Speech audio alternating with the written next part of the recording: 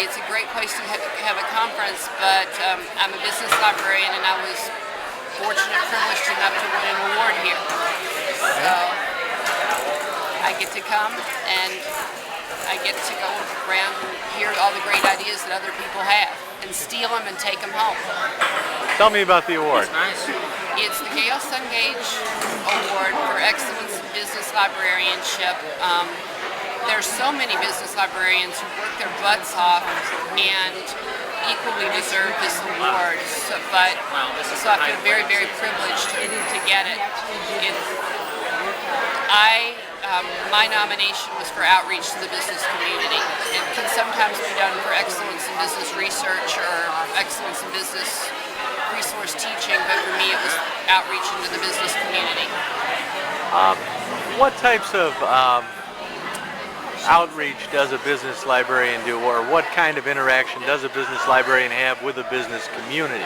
We are out there trying to convince them that the library isn't just story time. Yes, it is story time, and yes, story time is very important because you need a literate populace to get anywhere in a state because Michigan needs help. But what I'm out there doing is telling them, when you get your DBA and people start trying to sell you mailing lists, you may be able to get that same mailing list for free by working your database at your library or a directory at your library. When your business is expanding, you've never hired before, you can find information on interviewing. You can find pre-written personnel policies, because who has time to do that from scratch? I teach market research 101 because people can't afford to purchase market research. They may have 5 ways to spend an hour, but they have 20 ways to spend $1. Now, being in Michigan, it's a special circumstance. The unemployment rate is higher there than in most states. What impact does that have on both on your library and your outreach efforts? Well, there are a lot of people who either have lost jobs or they're seeing the writing on the wall. They're trying to figure out whether they can convert into a small business, an entrepreneurial business. There are people who are trying to figure out what their next job is. They've grown up, but they've got to change. They're coming in the library. There are people who have been employed steadily for 30 years, and when they last looked for a job, women took typing, men took shop. They now have to apply for any job that they have on the web, and they've never even touched a typewriter. So we're helping them get the capability to do that kind of stuff.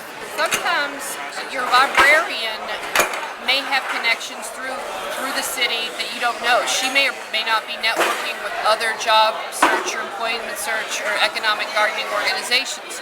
So she's in touch with career counselors, career planners.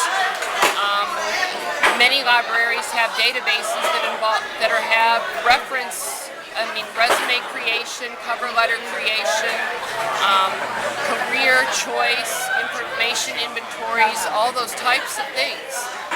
Things like Learning Express, things like the Jobs and Careers Accelerator, and many other databases. We can do the kind of stuff so that if you don't know where you're going to go next, because the last time you searched for a job, a particular type of job wasn't available, you might be able to do that. We bring people into the library. Some people have job support network groups. Some people,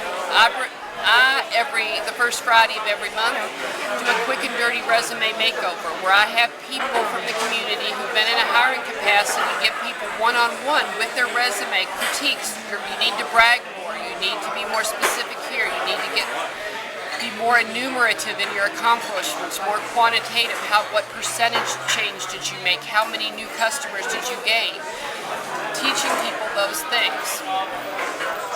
Teaching them that the job market has changed a little bit since computers are involved, and now using the keywords that are in a job ad or a job description may be even more important, because the first person to look at your resume is not a person, it's a computer who's doing data mining, and they're looking for certain search terms, and you're not having that search term may be what screens you out.